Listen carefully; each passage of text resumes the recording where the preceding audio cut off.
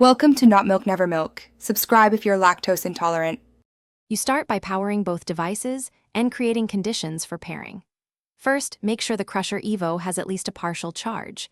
A 30-90-minute top-up prevents interruptions. Once done, turn on your phone's Bluetooth and close other audio apps so the phone searches cleanly.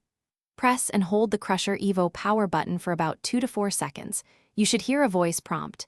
This confirms the headphones are awake and ready to enter pairing mode next. Now you put the Crusher Evo into pairing mode so the phone can find it.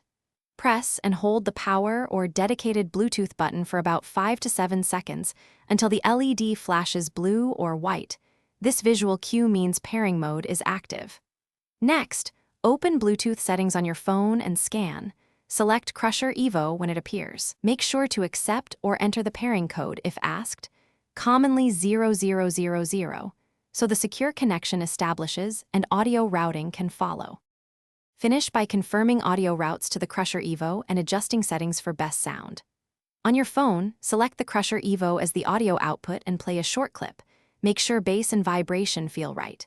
For finer control, open the Skullcandy app to update firmware and personalize bass intensity.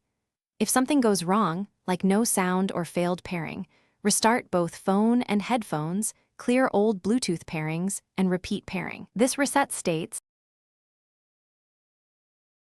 Thanks for watching. If this was helpful, leave a like and consider subscribing. See you next time.